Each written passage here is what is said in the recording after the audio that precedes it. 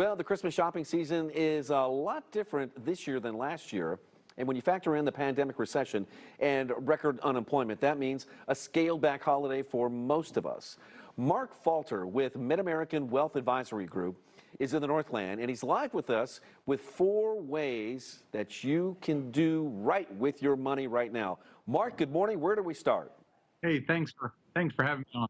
You know, the pandemic has definitely pushed people out of stores and online. Matter of fact, they say that 30% of the people have already started doing their shopping. And so actually, oddly enough, well, you wouldn't, not oddly enough, but spending less this year than last.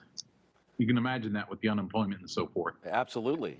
So you've got 4 ways to prepare your finances for Christmas here. What would be the first one that we need to look at? Well, first thing you want to do is you want to go in with a plan, a budget. In other words, know who you're going to spend for, know what you're going to spend. Plan for those little extras such as gift wrapping paper and so forth like that. We've actually got a budgeting worksheet on our website at midamericanwealth.com, but plan ahead, first of all. Secondly, use cash if you can, not cards. Now, I'll tell you, this is hard to do. With everybody getting pushed online, how the heck do you use cash? But just make sure and pay those credit cards off after Christmas.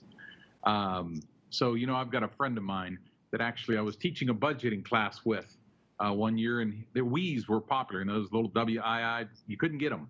And we found one for him, and he actually didn't take it because he had met the maximum of his budget that year. I was really proud of him because I'd have bought that thing. Yeah, he's on his way to, keeping everything safe and sound. That's right.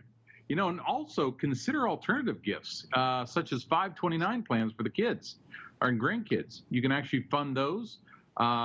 Maybe a joint checking account where you can actually show them how to develop a checking account. And then most importantly, don't forget to plan for you.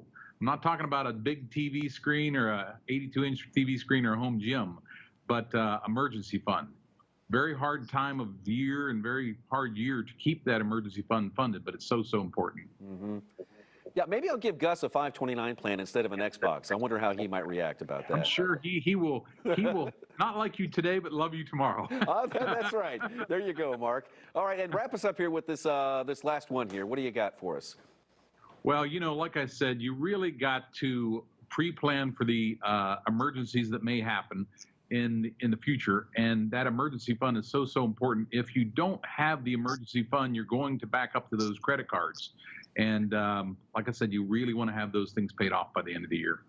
Yeah, and if our viewers, if you've never tried spending cash and not using your debit card or your credit card, if you have an envelope full of money and you spend that amount of money on your gifts, you'll be amazed at how much you don't want to part with that big pile of money you've got in your hand right there. So you'll be a little bit more frugal about it. They call that the envelope system. And I'll tell you what, there's a lot of new fancy ways to do it. But at the end of the day, if you put a certain amount of money in an envelope and you go with that, when you hit the paper, you're done. Yep. And that's a phenomenal system. All right. Well, great to see you, Mark. Happy Thanksgiving to you and your family. We'll check back with you again.